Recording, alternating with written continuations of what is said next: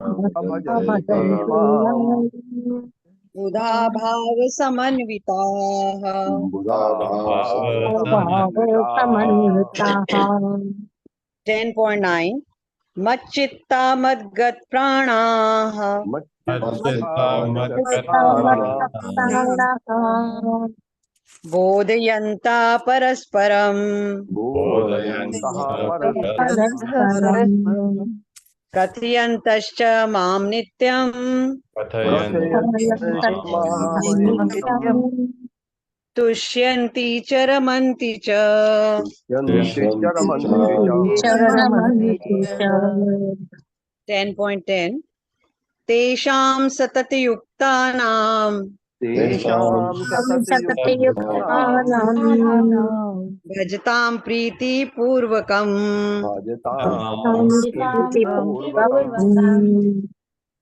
ददामि बुद्धियोगं तं ददामि ददामि बुद्धियोगं बुद्धियोगं तं येन माम् उपयान्ति ते येन मामुपयान्ति ते 10.11 तेषाम् एव अनुकम्पार्थम् तेषामेवानुकम्पार्थम् अहम् अज्ञानजं तमः अहमज्ञानजं तमः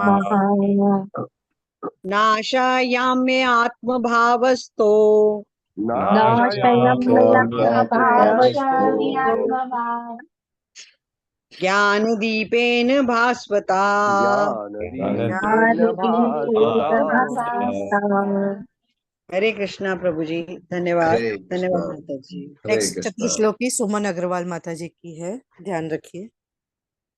हरे कृष्णा। ओम परमात्मने नमः।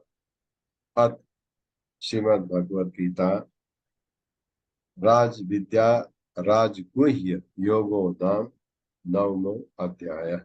ये नया अध्याय, नवा अध्याय जो है, नवा 9, इसको परम गुह्य ज्ञान कहा जाता है और हम इसको योग में राज विद्या राजगुह्य योग नाम से बोलते हैं। ये अध्याय ऐसा है, आपके भक्ति योग में भी 3 अध्याय ऐसे हैं जो बहुत ही सुंदर है। एक तो 7वां, एक 9वां और एक 12वां। वैसे 6 के 6 अध्याय भक्ति योग के जो है बहुत ही सुंदर है, बट ये 3 तो विशेष करके बहुत सुंदर है। ये ज्ञान जो भगवान दे रहे हैं ये गुह्य गुह्यतम है, गुह्य गुह्यतर गुह्यतम सुपरलेटिव डिग्री का ज्ञान है। हालांकि भगवान कहते हैं अब इसके बाद तेरे को और जानने की जरूरत नहीं है, फिर एक नया चीज बताते हैं, कहते हैं अब तेरे को ये नया चीज है।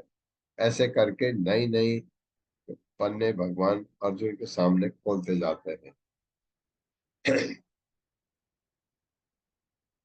श्री भगवान उवाच इदं तु ते गुह्यतमं प्रवक्ष्यामि अनुसूयवे ज्ञानं विज्ञान सहितं यज्ञात्वा मोक्षसे अशुभात्। हरे हरे कृष्णा। कृष्ण। माता जी। हरे कृष्ण प्रभु जी। हरे कृष्ण सभी को। श्रील प्रभुपाद की जय।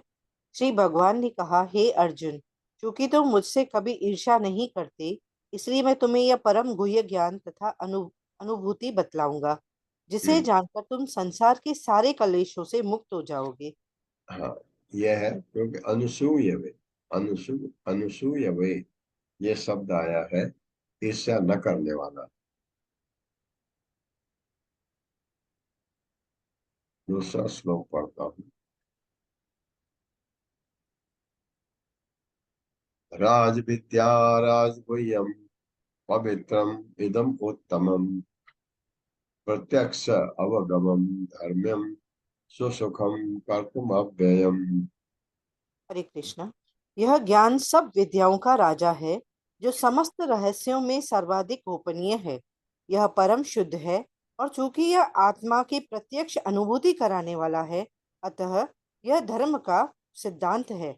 यह अविनाशी है और अत्यंत सुखपूर्वक संपन्न किया जाता है। हरे कृष्ण। हाँ, भगवान का ज्ञान हो, उच्चतम परम शुद्ध ज्ञान हो, वो गोपनीय क्यों होना चाहिए? ये दिमाग में आता है। भगवान का ज्ञान हो तो सबको मिलना चाहिए। नहीं, जो भगवान से ईर्ष्या रखते हैं उनको, वो इस ज्ञान के अधिकारी नहीं है। भगवान खुद कहते हैं, भगवान मेरे ख्याल से 12वें अध्याय में भी कहते हैं, भगवान 18वें अध्याय में तो बिल्कुल स्पष्ट कहते हैं, जो मेरे से ईर्ष्या करते हैं उनको ये ज्ञान देने की जरूरत नहीं है। औरों को भी कहते हैं, जो निपट मूर्ख है, ये है वो है वो है, और जो मुझसे ईर्ष्या रखते हैं उनको ये ज्ञान कभी मत दो, भगवान कह रहे हैं। फिर भी भगवान के शुद्ध भक्त कभी कभी कोशिश करते हैं, क्योंकि इनको ज्ञान देना बहुत रिस्की होता है। कभी कभी वो अंट शंट बोलेंगे और भगवान के बारे में आपको अच्छा नहीं लगेगा, तो कभी कभी ऐसा भी देखा गया कि फिजिकल फाइटिंग भी हो जाती लोगों में। इसलिए इसलिए भगवान कहते हैं ये ज्ञान कुछ लोगों को नहीं देना चाहिए। इसलिए इसलिए शब्द आया है सर्वाधिक गोपनीय, भक्तों के लिए है ये। जो भक्तों के लिए है, या जिनको भगवान के भक्त भक्त बनाना चाहते हैं उनके लिए भी है। लेकिन जो भगवान से ईर्ष्या करते हैं, या जो भगवान की तरफ विमुख होकर बैठे हैं, आसुरी स्वभाव के हैं, तो उनके लिए ये ज्ञान ठीक नहीं है। इसलिए इसको गोपनीय कहा जाता है।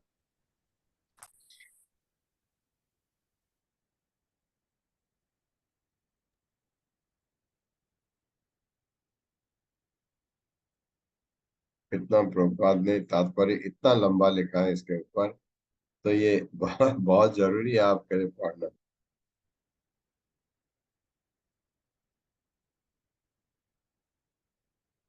अश्रद्धाना पुरुषा धर्मस्य अस्य परन्तप अप्राप्य माम निवर्तन्ते मृत्यु संसार वर्तमनि।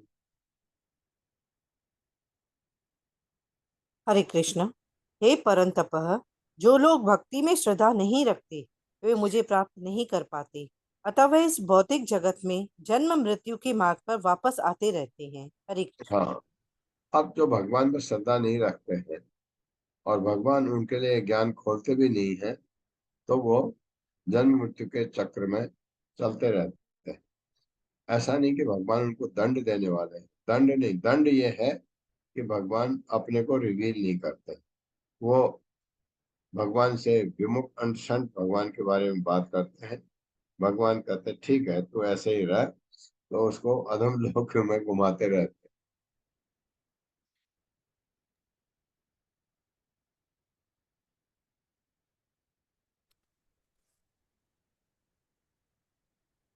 मया ततम इदम सर्वम जगत अव्यक्त मूर्तिना मत्स्थानि सर्वभूतानि न च अहम तेषु अवस्थितः। हरे कृष्ण। यह संपूर्ण जगत मेरे अव्यय रूप द्वारा व्याप्त है। समस्त जीव मुझ में है, किंतु मैं उनमें नहीं हूँ। हरे कृष्ण। हाँ, यह इसको इसको अच्छी तरह से समझने की कोशिश करिए। यह संपूर्ण जगत मेरे अव्यक्त रूप द्वारा व्याप्त है। भगवान प्रकट नहीं है हर जगह, ये सब उन्हीं का है। समस्त जीव मुझ में है का मतलब है, इसके अर्थ कई निकाल बताते हैं लोग, कोई कुछ कहते हैं कोई कुछ कहते हैं। सारे जीव मुझ में है मतलब सारे जीव भगवान पर डिपेंड करते हैं। मैं उनमें नहीं हूँ, मतलब मैं उन पर डिपेंड नहीं करता हूँ, ये भी ले सकते हैं। और मैं उनमें नहीं हूँ, क्यों? क्योंकि हम भौतिक हैं। और भगवान समस्त जीव में भगवान के भक्त नहीं है, हैं? भगवान उनमें कह सकते कभी नहीं, भक्तों में हमेशा हमेशा रहते हैं।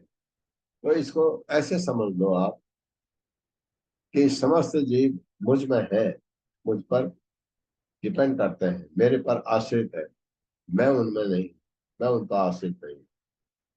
ये ज्यादा अच्छा एक्सप्लेनेशन लगता। और अगर आपको लगना है नहीं सब जीव भगवान पर है और भगवान उन पर नहीं है, भगवान उन पर नहीं है क्योंकि वो 3 गुणों से युक्त है। हम में प्रकृति के 3 गुण हैं, तो भगवान के 3 गुणों से तो बहुत दूर रहते हैं, बनाए उन्होंने ही है। तो इस ढंग से अब दोनों तरफ से आप समझ सकते। न च मत्स्थानि भूतानि पश्य मे योगम ऐश्वरम भूतभृत न च भूतस्थो मम आत्मा भूत भावनः। हरे कृष्णा। तथापि मेरे द्वारा उत्पन्न सारी वस्तुएं मुझ में स्थित नहीं रहती। जरा मेरे योग ऐश्वर्य को देखो। यद्यपि मैं समस्त जीवों का पालक अर्थात भरता हूँ और सर्वत्र व्याप्त हूँ, लेकिन मैं इस विराट अभिव्यक्त का अंश नहीं हूँ, क्योंकि मैं सृष्टि का कारण स्वरूप हूँ। हरे कृष्ण। मैं अंश नहीं हूँ, बिल्कुल सही है। भगवान उसके अंश नहीं है, विराट स्वरूप जो भौतिक जगत है, क्योंकि मैं सृष्टि का कारण स्वरूप हूँ। सृष्टि मेरे की कारण स्वरूप, मूल सृष्टिकर्ता। भगवान ने चाहा सृष्टि करना, ब्रह्मा से कहा कर, बुद्धि दी ब्रह्मा को, तो ब्रह्मा जी गॉड सृष्टिकर्ता, भगवान मूल सृष्टिकर्ता, प्राइमरी क्रिएटर भगवान ही है। तो तथापि मेरे द्वारा उत्पन्न सारी वस्तुएं मुझ में स्थित नहीं रहती। जरा मेरे योग ऐश्वर्य को देखो। एक्चुअली क्या है, हर चीज भगवान पर नहीं होती है। जैसे उदाहरण को बाद राजा का देते हैं। राजा के इतने ऑफिसेज हैं, इतने कार्यालय हैं, इतने फार्म हाउसेज हैं, इतने सब कुछ है। राजा हर जगह होता नहीं है, राजा के रिप्रेजेंटेटिव होते हैं, वहां पर काम करते हैं। तो इसलिए वो भी सही है, ऐसे भी समझ सकते हैं। जबकि वो सर्वत्र व्याप्त है भगवान, कैसे? परमात्मा के रूप में। लेकिन मैं इस विराट अभिव्यक्ति का अंश नहीं, ये क्लियर कर दिया, ये हमको पता भी है।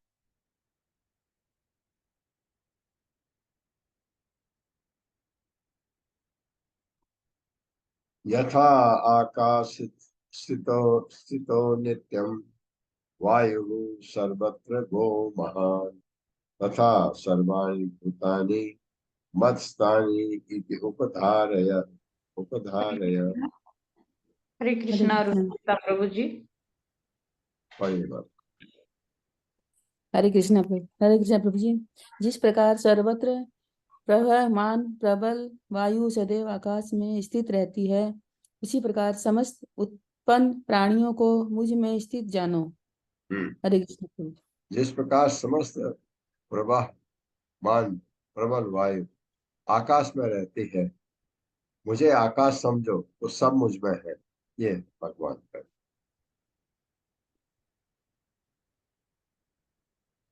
मुझ पर, भगवान पर आश्रित है सब कुछ। सर्वभूतानि कौन्तेय प्रकृतिं यान्ति मामिकाम् कल्प कल्पक्षये पुनस्तानि कल्पादौ विसृजाम्यहम्। हे कुंती पुत्र, कल्प का अंत होने पर सारे प्राणी मेरी प्रकृति में प्रवेश करते हैं और अन्य कल्प के आरंभ होने पर मैं उन्हें अपनी शक्ति से पुनः उत्पन्न करता हूँ। श्री हाँ, कृष्ण। करवाते ब्रह्मा जी से हैं। ब्रह्मा जी का दिन पूरा हुआ, सब कुछ गर्भोदक्षई विष्णु में। कौन है? भगवान का ही रूप है, विस्तार है। भगवान अपने को विस्तार करते हैं कारणोदक्षई विष्णु में। कारणोदक्षई विष्णु सांस छोड़ते हैं, असंख्य ब्रह्मांड बनते हैं। हर ब्रह्मांड में अपना विस्तार करते हैं गर्भोदक्षई विष्णु के रूप में। वो गर्भोदक्षई विष्णु के नाभि से कमल का फूल डंठल जाएगी ऊपर, ऊपर उस फूल में ब्रह्मा जी को पैदा करते हैं। कौन? गर्भोदक्षई विष्णु भगवान के अंश अवतार है। तो वो पैदा करते हैं और फिर कारणोदक विष्णु कहो, आव्य गर्भोदक विष्णु कहो, अपना फिर विस्तार करते हैं क्षुरोदक विष्णु के रूप में, जिससे हम परमात्मा कहते हैं, जिसको हर कण में व्याप्त कर देते हैं।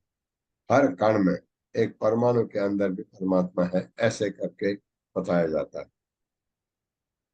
कल्प का अंत होते ही ब्रह्मा जी भी सो जाते हैं, सारे जीव जो है इस भौतिक जगत में सब सो जाते हैं, उनमें चले जाते हैं। फिर सुबह होती है, क्योंकि कल्प बहुत लंबा होता है ब्रह्मा जी का दिन, जिसमें 14 मनु निकल जाते हैं, और फिर रात भी उतनी ही होती है, तो इतने टाइम तक कुछ नहीं होता, यहाँ सब अंधेरा ही अंधेरा। फिर सुबह का टाइम होता है, भगवान ब्रह्मा जी से कहते हैं फिर सृष्टि कर, बुद्धि देते हैं। जैसे इस सृष्टि में आपने पढ़ा है क्या क्या होता है, सब तरीका बताया जाता है। वो फिर सृष्टि होती है, फिर हम आ जाते हैं। फिर कल्प गया, हम फिर लीन हो गए भगवान में। फिर आ गए, मौका मिलता है हमको, अरे अब मत जाओ उधर, अब ऊपर जाओ। लेकिन उसके लिए हमको अपने को भगवान का साक्षात्कार होना चाहिए, मतलब हम इस लायक होने चाहिए कि हम में कोई कलमश न हो अंदर, और हम अपने को शुद्ध सत्व में उठा सकें। तो अवश्य ऐसे जो भगवान के भक्त हैं, जब कल्प का अंत होता है वो नहीं जाते गर्भोदक विश्व में, उससे जो ऊपर चले जाते, अपना शरीर छोड़ देते हैं।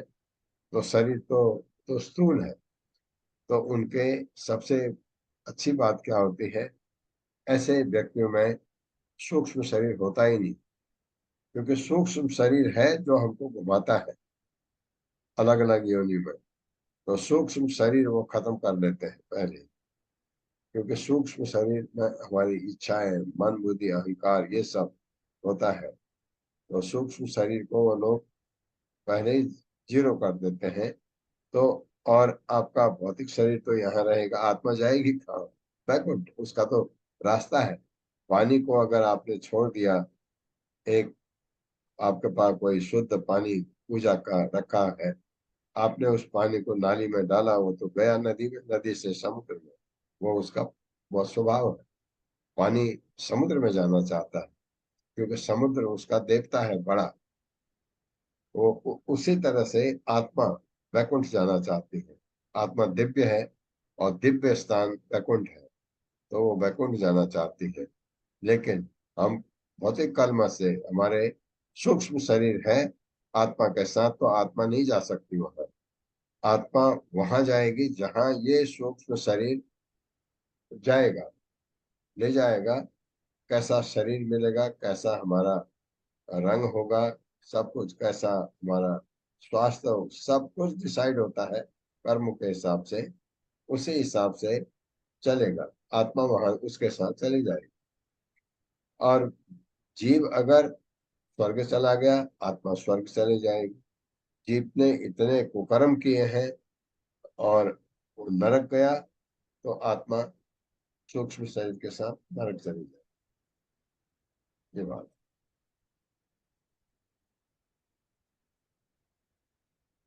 प्रकृतिम स्वाम अवस्तभ्य विसृजामि पुनः पुनः, भूतग्राम इमं कृष्णम अवसम अवसम प्रकृते वसात्।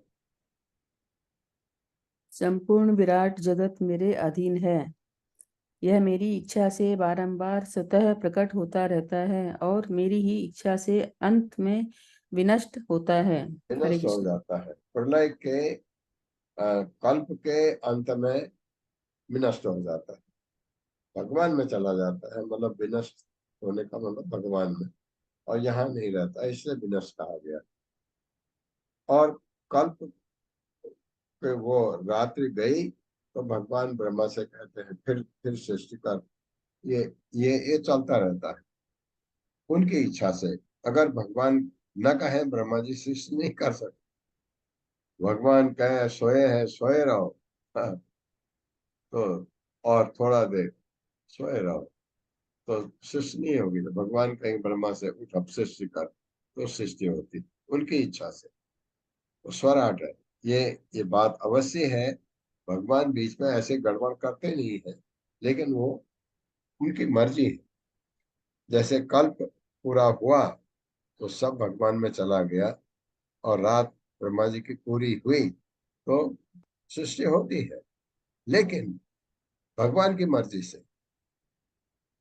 ये बात, भगवान अगर न चाहे तो नहीं भी हो सकती। न च माम तानि कर्माणि निबधनन्ते धनंजय, उदासीन वद आसीनम असक्तम तेषु कर्मसु। हे धनंजय, ये सारे कर्म मुझे नहीं बांध पाते हैं। मैं उदासीन की भांति इन सारे भौतिक कर्मों से सदैव विरक्त रहता हूँ। हरे कृष्ण। हाँ, क्यों नहीं बांध पाते हैं? क्योंकि भगवान विरक्त है इन कर्मों से।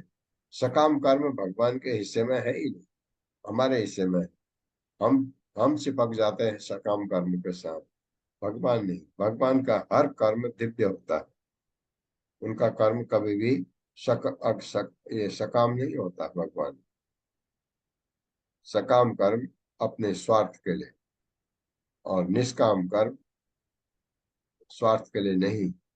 अकर्म खाली भगवान की सेवा। मया अध्यक्षेण प्रकृति सूयते चराचरम, हेतुना अनेन कौन्तेय जगत विपरिवर्तते।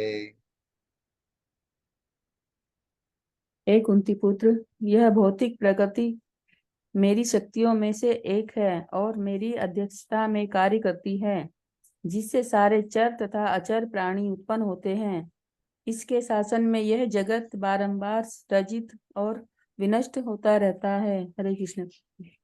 ये तो बात है। इसके शासन में जगत बारंबार पैदा होता है, विनष्ट भी होता है। ये तो हमने सुन लिया, ब्रह्मा जी के कल्प जब खत्म होता है। लेकिन उससे बड़ी चीज क्या कह रहे भगवान? ये भौतिक प्रकृति मेरी शक्तियों में से एक है, भगवान की बहिरंगा शक्ति है, और मेरी अध्यक्षता में कार्य करती है। क्यों? देखिए क्या होता है यहाँ भौतिक जगत में। जीव पैदा होते हैं। जीव का पैदा होना भौतिक भी है, आध्यात्मिक भी है। खाली भौतिक अगर रहे बहिरंगा शक्ति, हम पैदा नहीं हो सकते।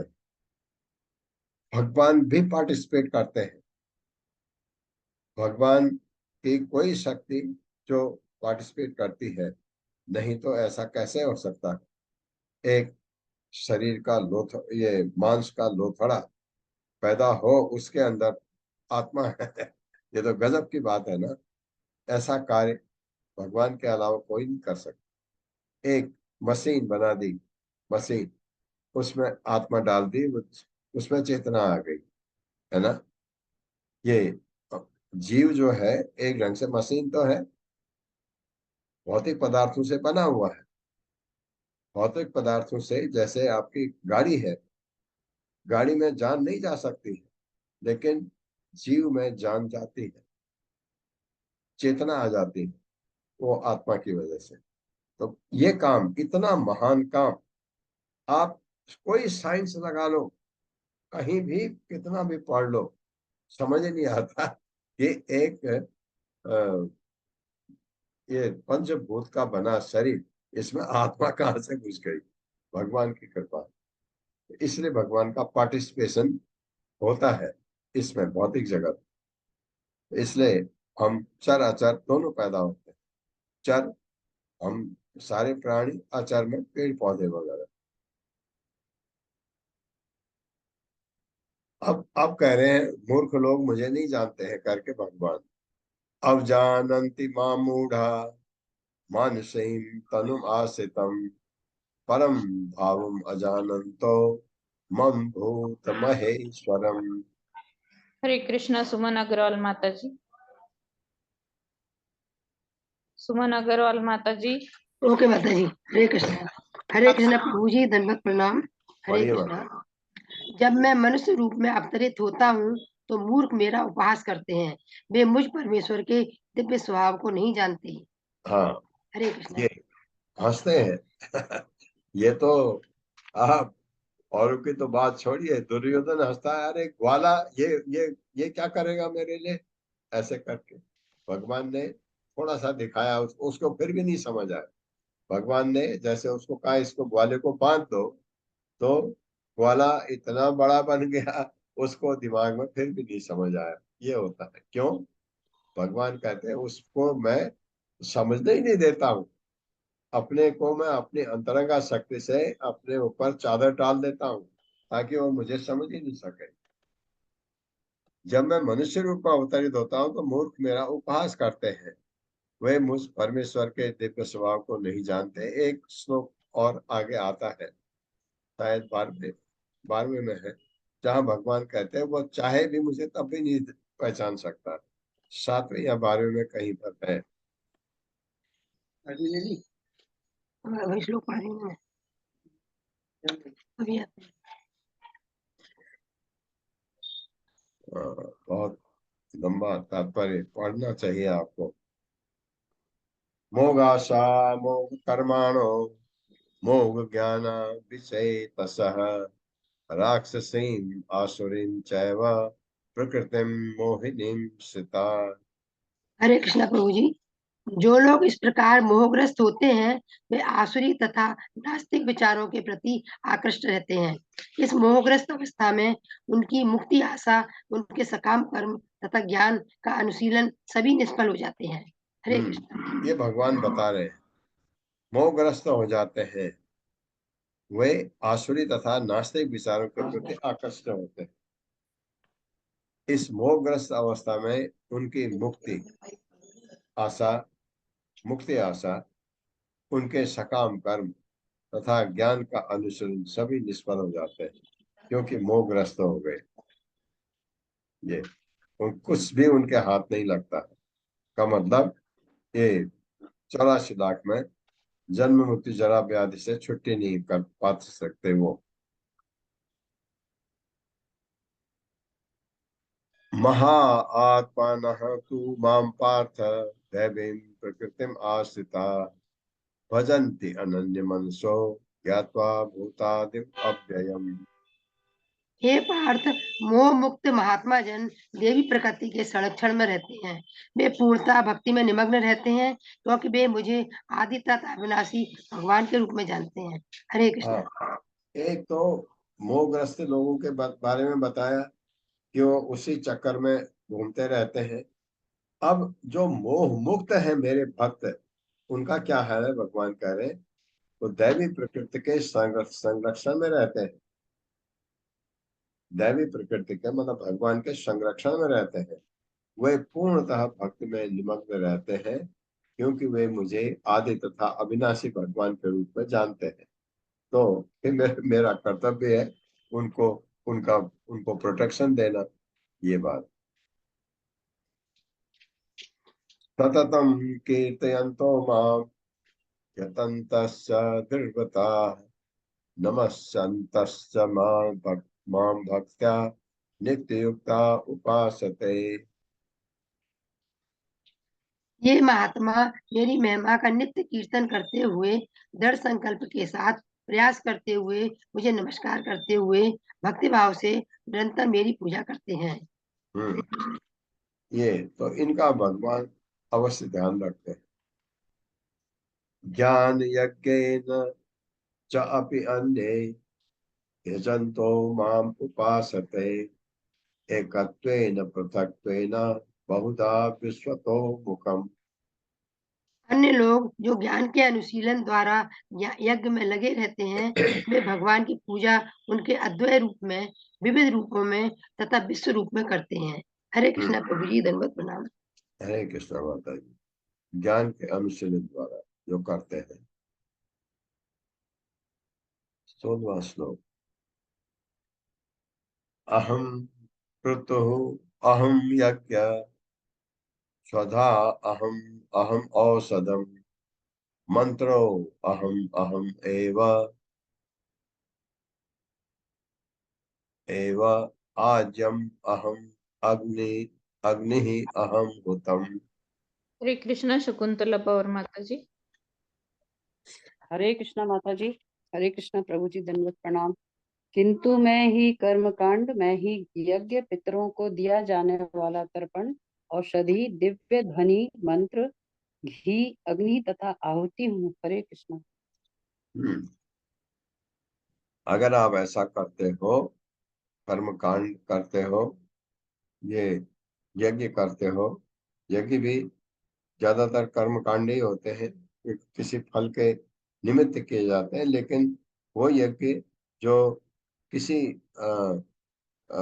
किसी काम इच्छा के बगैर किया जाता है, वो जिसमें आप आखिरी में ओम तत्सत इति बोलते हैं। तो नहीं तो जो कर्म कांड में है, भगवान कह रहे हैं मैं ही यज्ञ हूँ, क्योंकि यज्ञ का भोक्ता वही है।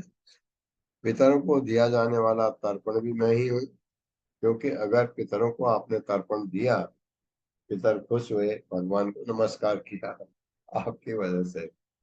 जैसे आप भगवान के भक्त के पैर छूते हैं, वो आपको हरे कृष्णा कहता है, और आपने जो सम्मान उनको दिया वो भगवान को भेज देता है।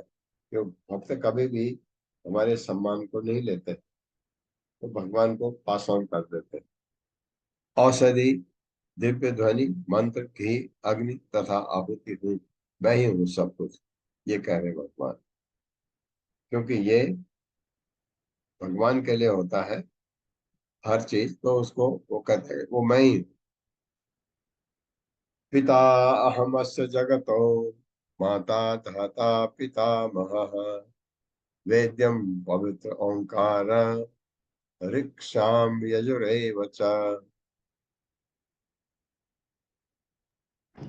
पढ़िए माता जी, शकुंतला पौर माता जी। लेफ्ट हो गए शायद। ओके। हरे कृष्णा सुशील गुप्ता प्रभु जी। सुशील हरे गुप्ता कृष्ण। प्रभु जी हरे पढ़िए। कृष्ण। मैं इस ब्रह्मांड का पिता, माता, आश्रय तथा पितामह हूँ। मैं ज्ञेय अर्थात जानने योग्य, शुद्धिकर्ता तथा ओंकार हूँ। मैं ऋग्वेद, सामवेद तथा यजुर्वेद में मैं ही हूँ। हरे कृष्ण।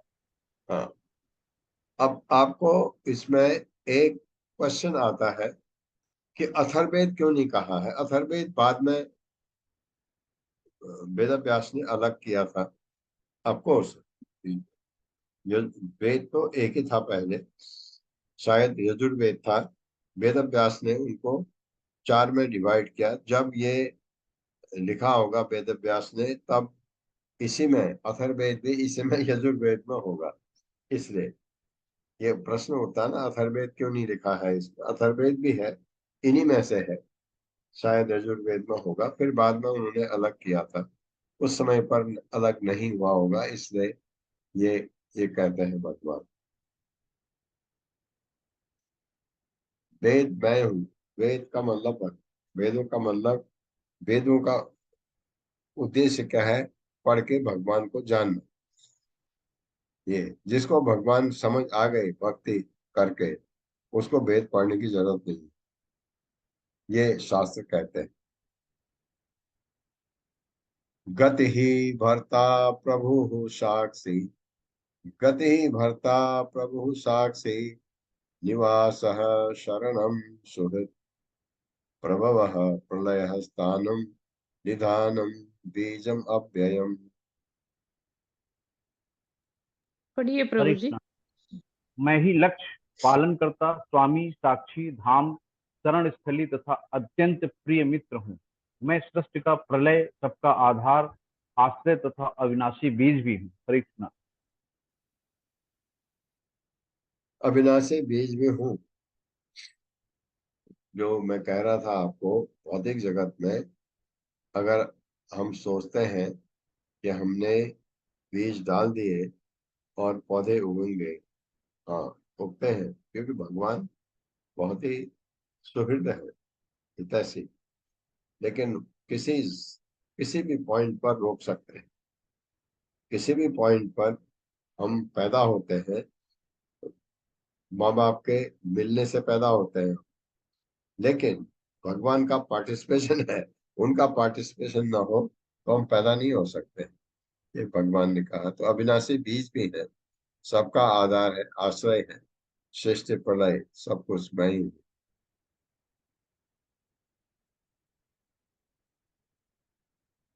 तपामि अहम अहम वर्षम निगृहामि उत्सृजामि च अमृतम च एव मृत्युश्च सद असद च अहम अर्जुन।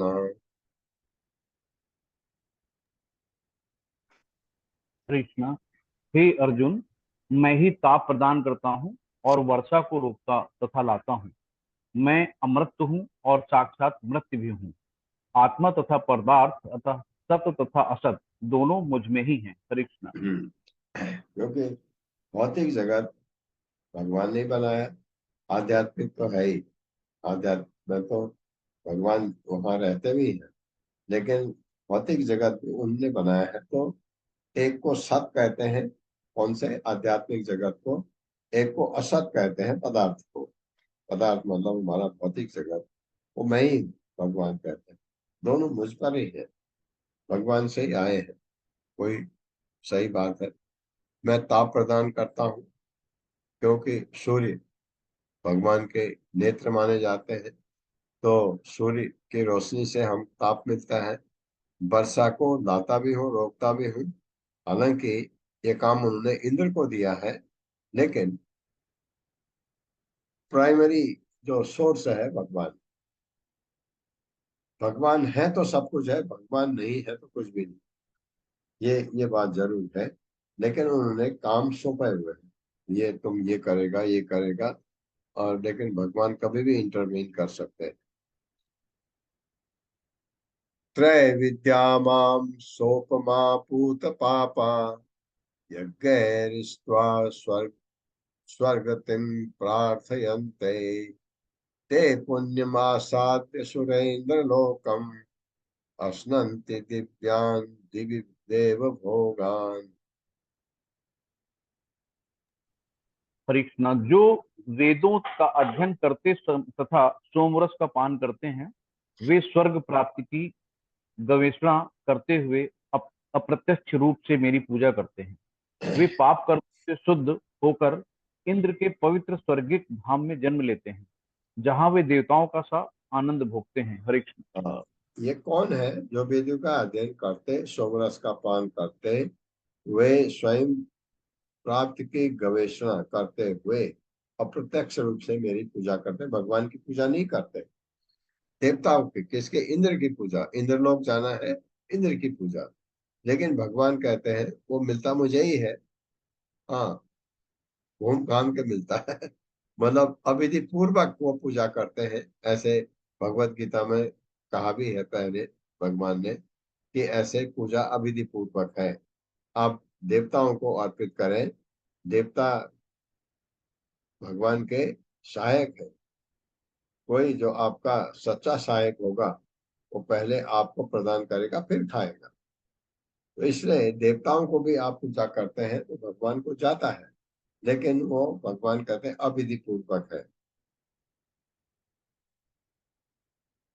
तो वहां जाकर के अगर आपने इंद्र की पूजा की, इंद्र आपसे खुश कर लिया, तो आपको इंद्र लोक मिल जाएगा, स्वर्ग मिल जाएगा। वहां आप देवताओं का जैसा आनंद भोगेंगे तब तक जब तक आपके पुण्य बचे हैं। उसके बाद फिर पृथ्वी पर आ जाएंगे। ते तम भुक्त्वा सर्वलोकम विशालम क्षीणे पुण्ये मर्त्यलोकम सन्ति एवं त्रयी धर्मम अनुप्रपन्ना गतागतम काम कामा लभन्ते। हरे कृष्णा। सुषमा बत्रा माता जी। हरे कृष्ण माता जी। हरे कृष्ण प्रभु जी, दंडवत प्रणाम। हरे इस कृष्ण माता। प्रकार जब वे विस्तृत स्वर्गिक इंद्रिय सुख को भोग लेते हैं और उनके पुण्य कर्मों के फल क्षीण हो जाते हैं, तो वे इस मृत्यु लोक में पुनः लौट आते हैं। इस प्रकार जो तीनों वेदों के सिद्धांतों में दृढ़ रहकर इंद्रिय सुख की गवेषणा करते हैं, उन्हें जन्म मृत्यु का चक्र ही मिल पाता है। हाँ, अरे जो भोग लेते हैं स्वर्गिक सुख, उसके पुण्य कर्म खत्म हुए, मृत्यु लोक में आए, इस प्रकार फिर अगर अच्छे कर्म किए, फिर नहीं तो मृत्यु, जन्म मृत्यु जरा व्याधि का चक्कर छूटता नहीं। उसका तरीका एक ही है, भक्ति। ये श्लोक बहुत अच्छा है, 22वां।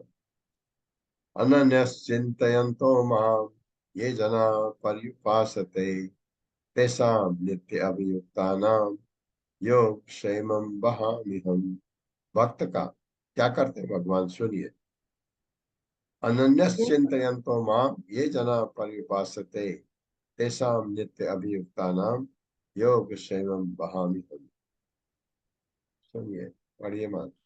जो लोग अनन्य भाव से मेरे दिव्य स्वरूप का ध्यान करते हुए निरंतर मेरी पूजा करते हैं, उनकी जो आवश्यकताएं होती हैं उन्हें मैं पूरा करता हूँ, और जो कुछ उनके पास है उसकी रक्षा करता हूँ।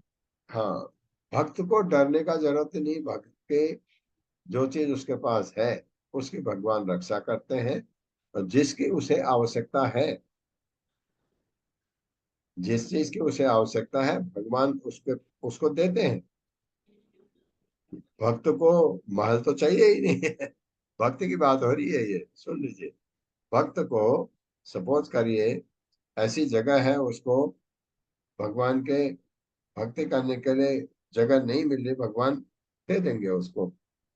तो उसके पास कुछ पैसा आएगा, वो एक छोटा सा मंदिर बना लेगा, ताकि मंदिर जो है ना, हमारे बेडरूम में भी नहीं होना चाहिए, हमारे किसी गेस्ट रूम में भी नहीं होना चाहिए, ऐसा। उसके बाद जगह नहीं है, 2 ही कमरे हैं, तो भगवान ऐसा कुछ कर देंगे कि वो एक बना ले मंदिर को किसी ऐसी जगह पर करके, ताकि वहां कोई डिस्टरबेंस ना हो। ऐसा ऐसा भक्त को वो चाहिए, वो भगवान करा सकते हैं उसके। या उसको ऐसा घर दिला देंगे जिसमें एक कमरा वो मंदिर बना सके, ये कर देंगे। जो उसके पास है उसकी भगवान रक्षा करते हैं। ये भक्त, ये इससे बड़ी चीज क्या हो सकती है भक्त के लिए।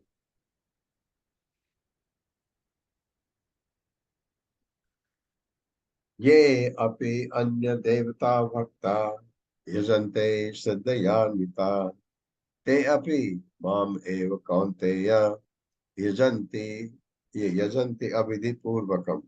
वो विधि पूर्वक पूजा नहीं करते हैं। मुझे आता है वो देवताओं की पूजा करने, मुझे मिलता है, लेकिन वो पूजा अविधि पूर्वक हो जाती।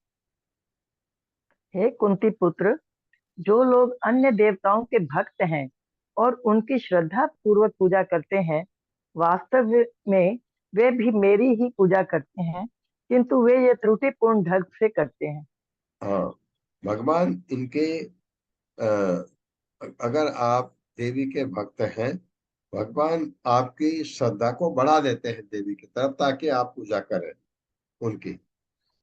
वो भगवान कहते हैं मिलता मुझे ही है, लेकिन ये अविधि पूर्वक है, सीधे भगवान को देना चाहिए। अब सवाल हम कहते हैं, भगवान से मांगना नहीं चाहिए। किसको? भक्त को। हम भक्त कहाँ हैं? हम तो एकदम भौतिक हैं। हम में जब तक हम भगवान के भक्त नहीं बन जाते, तो अपना भिखारीपन छोड़ते नहीं यार। भगवान ये कर दो, भगवान ये कर दो, चिंता मुक्त कर दो भगवान, ये। क्योंकि बेसिकली हम भिखारी हैं, मांगते रहते हैं। इसलिए भक्त जो है भिखारी नहीं होता। भगवान का भक्त कितना महान होता है, भगवान उसके चरण की धूल अपने सिर में रखना चाहते हैं। भक्त तो वैसा होता है, हम कहाँ है वैसे। अहम ही सर्वयज्ञानां भोक्ता च प्रभुरेव च न तु माम अभिजानन्ति तत्त्वेन तत्त्वेन अतः च्यवन्ति ते। मैं ही मैं ही समस्त यज्ञों का एकमात्र भोक्ता तथा स्वामी हूँ। अतः जो लोग मेरे वास्तविक दिव्य स्वभाव को नहीं पहचान पाते, वे नीचे गिर जाते हैं। हाँ, इसलिए भगवान को नहीं पहचानना ये महान पाप है हमारे लिए। भगवान को क्या फर्क पड़ता है, आप पहचानो न पहचानो। भगवान को पहचान जो नहीं पहचानते हैं, या कौन से हैं ये, या तो ये मूढ़ा है, मूढ़ लोग जो मूर्ख हैं। दूसरा असुर है। असुर असुर भगवान से घृणा करते हैं, या वो है जिनका ज्ञान माया ने हर लिया है। ये लोग हैं जो भगवान को नहीं जान पाते। ऐसे लोगों का पतन होता है, ये नीचे गिर जाते हैं। ये श्लोक तो आपको याद भी होगा, पहले श्लोक।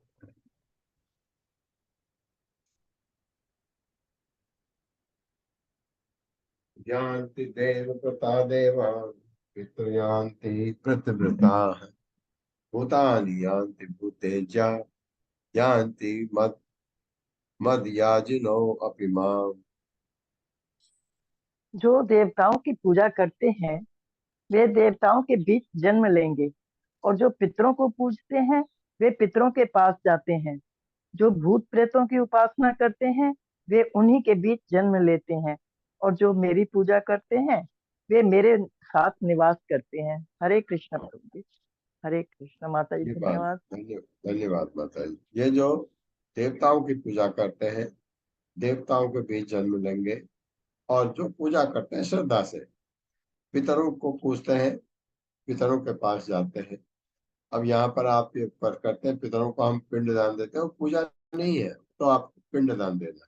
लेकिन पूजा करते हैं कुछ लोग पितरों की। मैंने देखा मंदिर में अपने माँ बाप की फोटो लगा के उनकी पूजा करते हैं।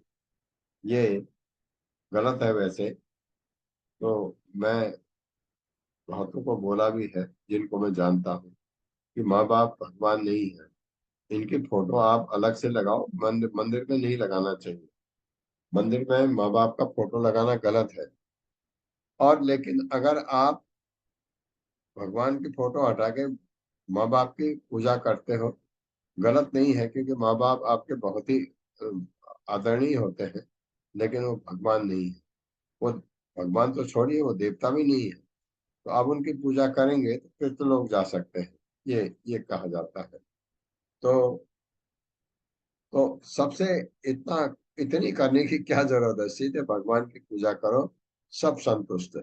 देवताओं की भी पूजा होती है, पितरों की भी पूजा हो जाती है, सबकी पूजा हो जाती है भगवान की पूजा करने से। और अगर आपने पूजा अच्छी तरह से की तो आप भगवत धाम भी जा सकते हैं।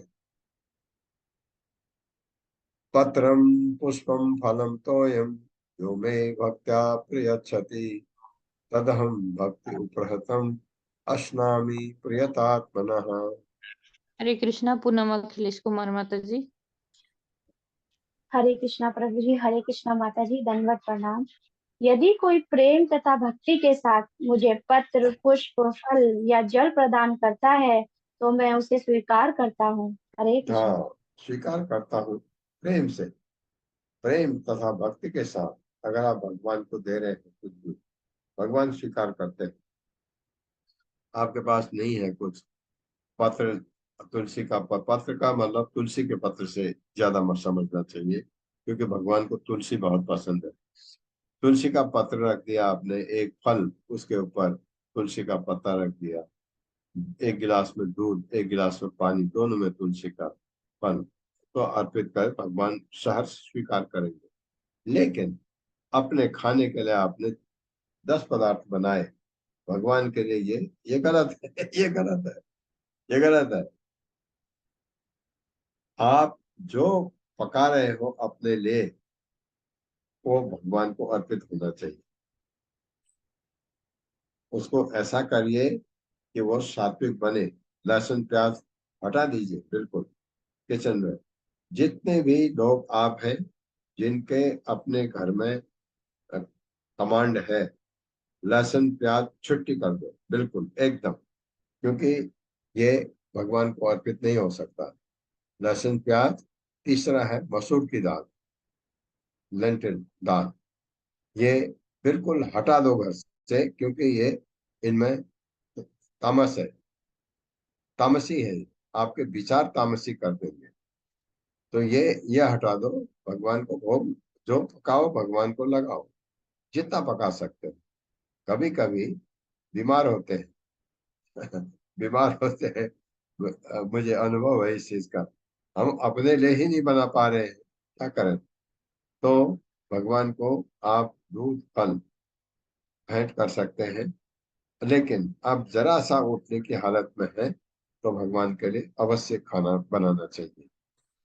तो वो आप बहुत तकलीफ में अगर भगवान को भोग लगाते हैं तो भगवान देखते हैं आप कितनी तकलीफ में खाना बना के भगवान को भोग लगा रहे हैं। मुझे याद है जब कोरोना हुआ था, हम दोनों की हालत बेहद खराब थी, बेहद।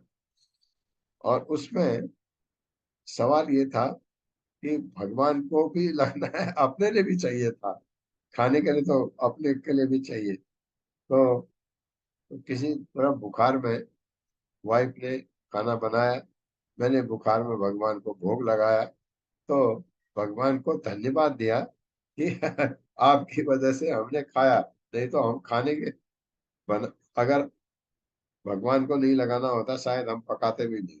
इतना ऐसे भी रहा एक दो दिन। तो ये आपको मिल गया उनकी वजह से, क्योंकि हमको उस हालत में खाना भी चाहिए था, ये बात थी। क्योंकि आपके वो ऐसा खराब पीरियड था, वो आपके रिश्तेदार आपके पास आ नहीं सकते, नहीं तो वो खाना ले आते। कोई कोई जो आपके जानने वाले हैं, मित्र हैं, किसी को भी आप कहो, कोई खाना ला देगा। तो कहीं से वो बना के जो सात्विक खाना है, ऐसा हो सकता था। लेकिन ऐसा समय उसने तो बिल्कुल ही एक कर दिया। इस्कॉन द्वारका ने सर्विस दिया था उस टाइम पर, क्योंकि इस्कॉन का जो फूड है वो सात्विक होता है। वो वो हमने एक दिन कोशिश भी किया था, वो किसी तरह से वो बहुत सफल नहीं हो पाया हमारे लिए। तो ऐसा ये करते हैं, तो इसका ध्यान रखिए, जितना आप बना सकते हैं उतना भगवान को भोग लगना चाहिए। ये इसमें ये कह दिया पत्रम पुष्पम फलम तोयम, हाँ कोई परिस्थिति ऐसी हो तो, या आप इतने गरीब हैं कि आपके पास है ही नहीं, फिर तो, और उससे भी गरीब है, इतना भी नहीं कर सकते, तो भगवान को सोने की थाली कटोरों में और कल्पना करके बनाइए, ये खीर का कटोरा, ये दाल का कटोरा, ये सब्जी का, ये चावल का, ये अ, आपके लिए रोटी घी लगी हुई, ये सब करके इमेजिन करके भी आप भगवान को भोग लगा सकते हैं। अगर आपके पास कुछ नहीं है तो भी भगवान को भोग लगना चाहिए।